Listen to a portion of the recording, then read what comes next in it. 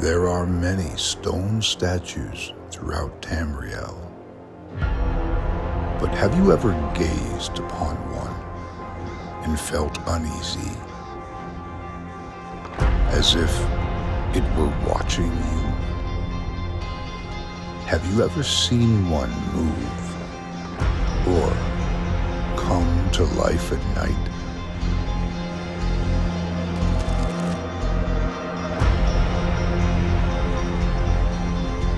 Have you ever heard of a creature they call the gargoyle?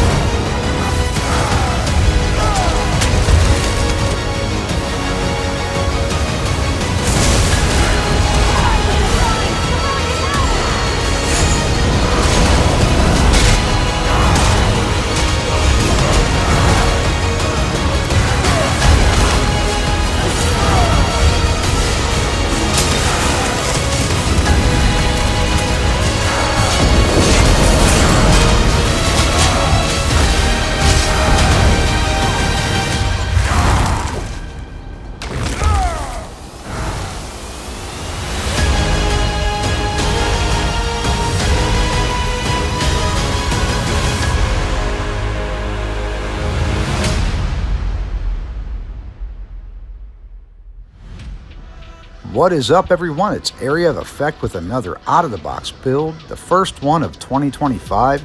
I hope you all have been off to a great start this year, and let me tell you, this Leaps and Chains build, oh my god, I thought the Eternal was my favorite. This one is my new favorite. Endless leaps. This build comes in two different setup options. One where you can just like leap every 7 seconds to 10 seconds, sometimes back to back with an alt proc, and another setup that I think is more bursty and a little better. It revolves around a combo, but we're going to show both here. But let's jump into the stat screen and start this off. On the front bar, you see we have almost 4,800 weapon damage, over 30% crit. With our blood spawn proc, we're at 30,000 resistance. Look at those recoveries.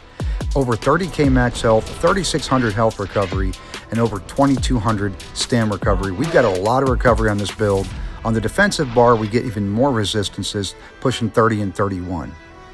For the food, we're going with the smoked bear haunch on this one. We want all of those recoveries, as well as that big chunk of max health, keeping us at 30k. But the health recovery is great here as well, especially with one of the passives that we'll get into later with the CP distribution, strategic reserve. That puts you over 3,000 health recovery.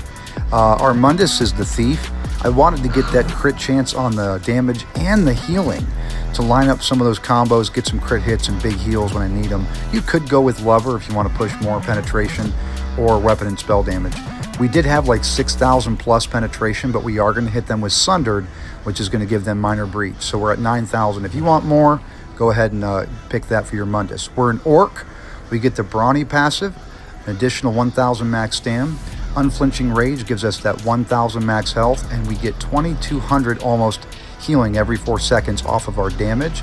And Swift Warrior, weapon and spell damage by 258, and also reduces the cost of sprint and increases the movement bonus of sprint by 10%. So a lot of mobility on this build. As you guys know, I always love orcs, and this orc with the pointy ears and the black skin really does actually look like a gargoyle, so that's always a plus. All right, let's jump into the gear now. Starting with the back bar, the sword and board bar of Eternal Yokita. I'm a big fan of this set. I've used it before on the Eternal build. It's a defensive set, one of the best in the game, I feel. Basically, you drop below 25% health and you get almost 20k health, and you also get almost 100. When it's golded out, it will be 100 ultimate. This allows you to dragon leap back to back, literally with no time frame in between if you have the take flight leap, or you can even leap in magma shell form. You used to be able to leap in corrosive, but they changed it, so now we go with magma shell. The monster set is blood spawn. We're going with a heavy on one piece, and it basically, when you take damage, you get 6% chance to get 13 more ultimate and increase your resistances by almost 3,700. The Curious of Eternal Yokita, we want that big piece on the chest. Light epaulets of blood spawn, so 2 pieces of blood spawn for that stam recovery, that ult proc, and that physical and spell resistance proc. Rushing Agony, this is setup 1, where we give ourselves a pull, and they're red chains, so they look great. Stam recovery, weapon and spell damage, almost 1,500 offensive penetration. Basically, when you use your Chains of Devastation, which is a Dragonite ability, a gap closer, you will then pull all enemies within 12 meters, and after 2 seconds, you'll blow up for 6,300 physical damage. That lines up great with some other bursts that we have here, and we'll go over that in a little bit. So Rushing Agony and Eternal Yokita is the setup for setup number 1. The primary setup that I think is the most optimal and allows for the most burst. It incorporates a combo that is devastating. But there's one more thing to go over here, and that is the front bar, the Master's Maul. We got the decisive trait on this one on purpose so we can just soar through ultimate, and we do. The big deal about the Master's Maul is for every enemy in the cone of cleave, it adds an additional 1,550 damage to everybody. So to one enemy, you'll get that additional damage once. To 2 enemies, you'll get that times 2, and so on and so on. And with Rushing Agony's chains, when you pull the enemies in after you dragon chain in, they're all going to be around you. You're going to have 4, 5. Look at 55-23, by the way. 50-70 for one enemy. 50-70. I get with 2 of them, 72-18. 72-18. So they're multiplying the damage of that cleave. And like I was saying, I interrupted myself. We move on in with the dragon chains. It calls all the enemies to us from Rushing Agony, which, by the way, does not give them CC immunity, so they can still be stunned or feared. And then we use this skill here and cleave away. We also have the morph, where the more enemies in the area, the bigger our damage shield that we get, up to 300%. So we're just literally in there with our Dragon Knight Leap damage shield and this damage shield cleaving away, allowing us to survive while simultaneously dealing huge bursty AoE damage. Another cool option that I did try out that worked okay was the Black Rose Maul, also decisive, but what it does, it allows Uppercut or Wrecking Blow to deal splash damage to nearby enemies. So if you don't have the Master's Maul, then you could use this, but I was unable to get away from Wrecking Blow on this build because, big groups deal multiplied damage, but what about 1v1s? We're kind of dealing with reduced damage in 1v1s, and I still wanted to be able to come out on top, and Wrecking Blow is ideal with Fossilize, so you could use Black Rose there. All right, I said there was two options. Master Chains, that's what I just showed you. The Supreme Alt Gen build was option number 2. Alt Gen is crazy on this one. Okay, 5 pieces of Eternal Yokita, still. 5 pieces of Werewolf Hide, so that's different. We got rid of the Rushing Agony chains. And the necklace, the mythic item, the necklace Pearls of Elnofe, which is Alt Gen. And let me show you here. This build, so Werewolf Hide Maul, as you see, we got rid of the Masters. So now we toggle 5 piece on Eternal Yokita on the back bar, 5 piece of Werewolf Hide on the front bar. Bloodspawn still is the monster set. We have Druids for the extra health. Pearls of Elnofe when you cast a resource while your dominant resource casts an ability, healing ability, while your dominant resource is under 50%, you gain 3 ultimate. Werewolf Hide, when you take damage, you get 6 ultimate every 5 seconds. I messed with another set called Eye of the Grasp, but it requires you to deal damage and also get crit hits, where this one, when you're on the defensive, at least you're still going to proc that ultimate, 6 ultimate proc. So that, with Decisive and Eternal Yokita and the Bloodspawn and the Pearls of Elnofe and the Decisive trait, did I already say that? And also there's a couple of other things, skills related, that I will get into to show how you can make your ultimate soar even more with major and minor heroism, as well as ultimate procs from Scribed skills. So first of all, there's a potion route you can take. These are very expensive. Lorcan's Tears, you need Dragon Room. These are very expensive, like $3,000, $4,000, $5,000 a piece. And you could use Dragon's Blood. Now right there, you've got minor heroism. You've got nothing else, but you've got the minor heroism for 47 seconds. If you add Columbine, also expensive, you get the Magicka and the Stamina and the Major Endurance and the Major Intellect, the 30% recoveries with the potion as well. So that's one option. Or you could go a little cheaper and do the, I think it's Dragon's Blood, Dragon Thorn. You end up getting, and there's a Mountain Flower. Yeah, Stamina. You still need the Room, but you could take off the Room if you don't want the Room on there. And you could do the Dragon's Bile, look at just for heroism. So all 3 Dragon Room, Dragon's Bile, and Dragon's Blood will give the heroism. You can only get minor from the potions. So long story short here, I'm showing you could get just the heroism and go the cheapest route with Blood and Bile, or you could go with Room and Columbine and Blood to go ahead and get the Stamina, the Magicka, and the minor heroism and the recoveries that go with them. And boy, that is very expensive, but that is optimal. So if you're made of money, by all means, that's the way to go. But this isn't the only way to get minor heroism. It's just one way to get minor heroism.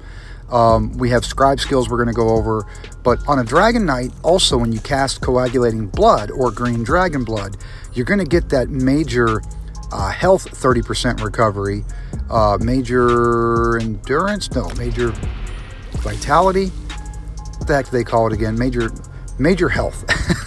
It's failing me right now. So you're going to get that anyway. So it's kind of like you still have a tripod while having minor heroism on a Dragon Knight. Because you're getting the major endurance and the major intellect and the Magicka and the Stamina and the minor heroism from this potion. But like I said, Scribe skills, there's a couple of necessary Scribe skills here. We got All Sid's Contingency.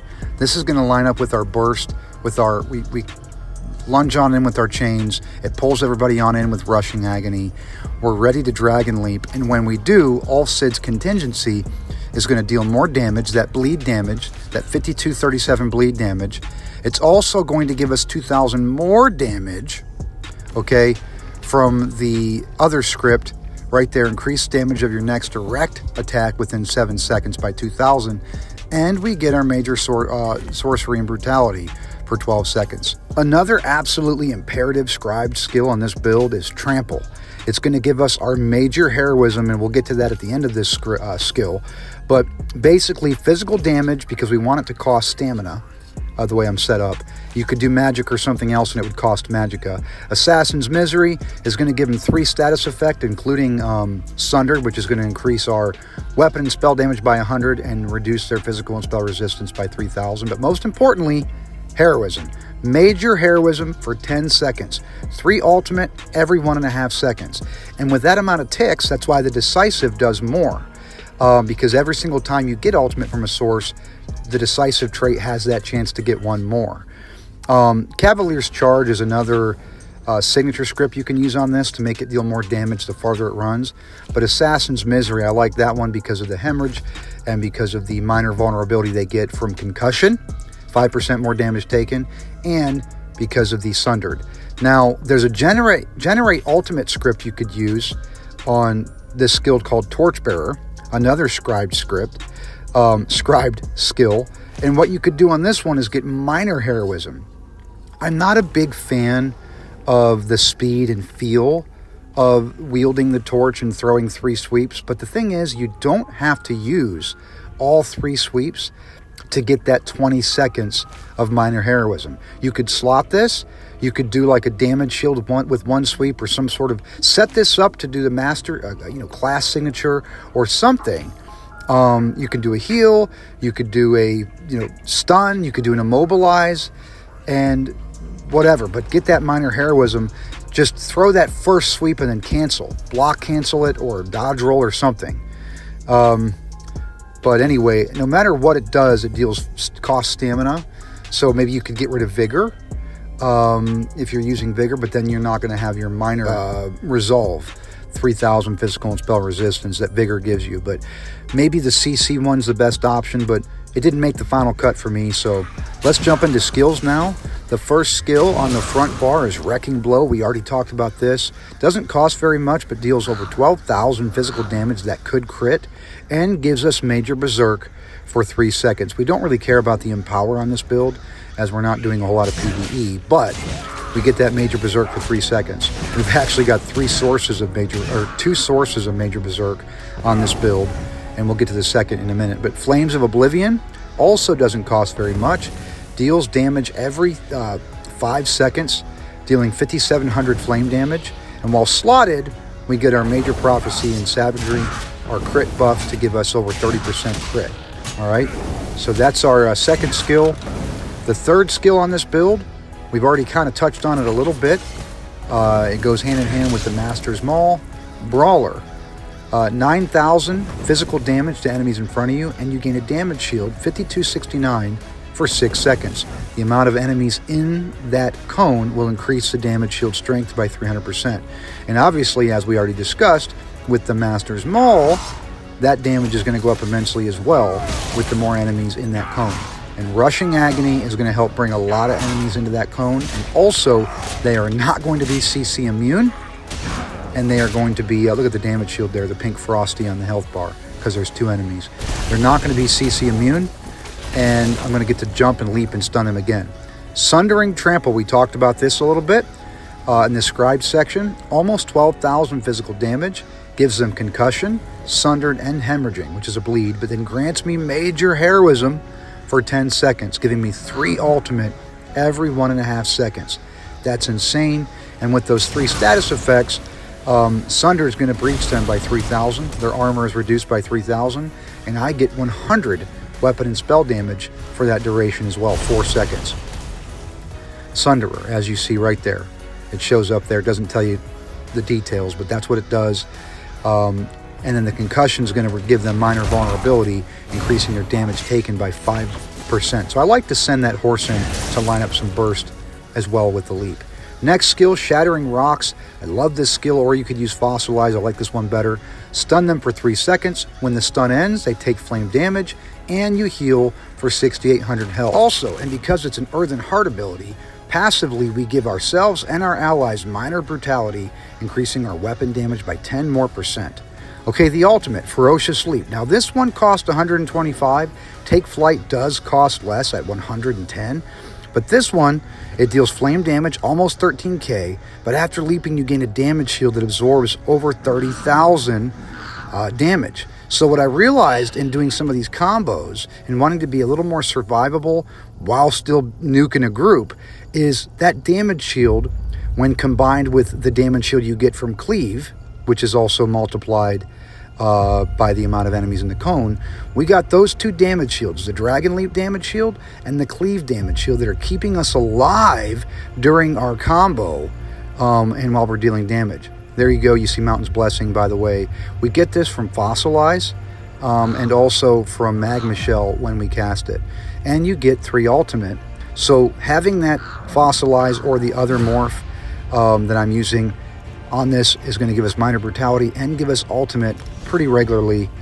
If you don't want that skill, another great one that also could add some range, since we are sword and board and great sword, is Stone Giant. You can stomp. Now we have the balls we can throw from a distance, and the third one will actually stun them. So you can stomp, it deals AoE damage around you. You got these balls floating around, then you can cast them. But I like the Fossilized skill. Okay, let's go to the other bar now. Sword and board bar, the first skill, Chains of Devastation. This is mandatory with Rushing Agony. It will deal 7,400 damage to the target you lunge onto, but it also gives you Major Berserk and Major Expedition, increasing your damage done by 10% for 4 seconds and your movement speed by 30%. Look at that. Fast as fuck, boy! Anyway, so whenever you lunge on in, you'll see the chains from Rushing Agony here. Watch. Now, I can't pull these guys because they're dummies, but I'll lunge in and watch Rushing Agony. 2 chains. See that? And then, so my combo, though, I'll have to give a good example and demonstration of what I do that lines all the burst and numbers up all at the same time, if I could figure out where I'm going here. Okay, the next skill was Resolving Vigor. It's a stamina-based heal. Costs 2805 stamina, 15,000 health over 5 seconds, and gives us our physical and spell resistance increased by 3,000. Wow, I must just really want to go to the champion screen. By 3,000 minor resolve. So I feel like we got to have a stamina heal on this build. I always go with that. Like I said, 15,000. I thought maybe it would buff up and do more if I was off buff. Anyway, let's reset them here. And real quick, while we're on this skill, this is the one that I was saying you could possibly, stamina for stamina here, swap out Resolving Vigor to get that minor heroism to increase that alt gen even more. And this is what it looks like here, the torch. It swings 3 times. Okay, you can get a heal, and a heal, or you could do some CC, stun, immobilize, snare, but you only have to cast the first one and you can cancel like that, or even just, you don't have to dodge roll if you don't want, you can just block. But and you get that minor heroism at least. But I like to have Vigor for the minor resolve, and the more potent heal that happens while I'm still free to do what I want. Okay, now listen here. Bloody Contingency. This is the one. Okay, it's imperative on this combo. So you cast it and you're ready. You're loaded up. See the shoulders there? 5237 bleed damage when it pops off. Increases the damage of my next direct attack by 2,000 when it pops off. And gives me my Major Brutality and Major Sorcery. Okay, so what I do, I will lunge in with chains. Okay, it will deal the first enemy damage. Rushing Agony will proc. It'll call everybody in.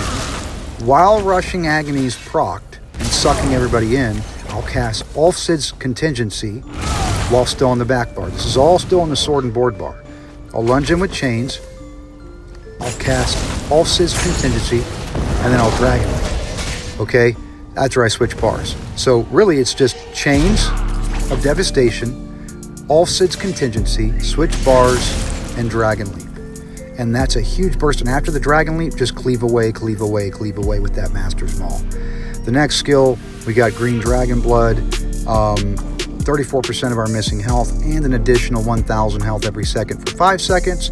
Gives us our Major Fortitude, Major Endurance, and Minor Vitality, increasing our stamina recovery, increasing our health recovery, and honestly just gives a nice big bursty heal while also giving a nice heal over time. The next skill and last normal skill on the bar, Volatile Armor, gives us a Major Resolve and Ward for 20 seconds, increases our armor by 6,000. Sends a spray of spikes out to deal enemies damage over 20 seconds. That 37 is not the correct tooltip. Ulf Sid's contingency does some screwy stuff there. And then it returns damage upon melee damage. The last skill is Magma Shell. Okay, costs 200 ultimate, lasts 12 seconds. All incoming damage is limited to 3% of our max health, so I love that. It could be an Ice Comet, it could be a Dawnbreaker, it does not matter. We deal 1,200 flame damage around us every second for 12 seconds. And while we activate it, all nearby allies also get a damage shield. Now, this used to be corrosive, and you could still go with corrosive to deal more damage, because corrosive carves through enemies' damage like they have no, like they're naked, all your direct damage. But you can't proc ultimate while in corrosive. So this alt gen build, it's like you shut it off for 12 seconds, and I don't like that kind of downtime. So I still go with the Magma Shell so I can proc ultimate while in it. And a lot of times you could leap while in Magma Shell. I've done it in the clips. You'll see a Dragon Leap while I'm in Magma Shell, and that's insane. Jumping into the champion points now. First one, Master at Arms, increases direct damage attacks by 6%. That's pretty much everything we do. Same thing for Biting Aura, area of effect attacks by 6%. That's pretty much everything we do. So that's going to buff us by 12% right there, those two combined. Wrathful Strikes, 205 weapon and spell damage to our damaging abilities, just making everything we do hit a little bit harder. You could do Reaving Blows because of all the direct damage we're doing. You get a lot of healing back. And the last one is Untamed Aggression, 150 weapon and spell damage. This will show up on the stat screen at all times. I like this setup for the blue tree. Moving into the red now, the defensive. Boundless Vitality, max health by 1,400, helping keeping us over 30k. Fortified, more physical and spell resistance, 1,700, keeping us over 30k. Rejuvenation, 90 health, magicka, and stamina recovery at all times, never shutting off. And the last one, I don't always go with it, but because of all the ultimate on this build, I am. Strategic Reserve, 30 health recovery for every 10 ultimate you have. And because we're getting ultimates so fast and so much, that is definitely the way to go. And you'll see on some of those stat screens in the beginning, I had 3 to almost 4,000 health recovery. And that's just hanging on to ultimate, waiting to use it. And like I said, we get it back so fast. You could do Bastion for the damage shield from Leap and the damage shield bonus that you get from Brawler with the Master's Maul. But this is how I set it up. Change it how you see fit to match your playstyle. Well, that's going to wrap up the CP distribution and wrap up this build video. The Leaps and Chains build. If you like this build and you want to see more, head on over to my channel. I've got plenty of content on there. All builds, all types, stamina, magicka, tanks, healers, damage dealers, and even some non-build related materials such as costumes, ticks, and you don't want ticks, tips and tricks, and everything in between. So if you like that kind of stuff, go ahead and hit the like button, share with your friends, leave me a comment of what you thought about this video or what you'd do differently about this build. Don't forget to subscribe, and as always, thanks for watching, everyone. Area of Effect, signing out.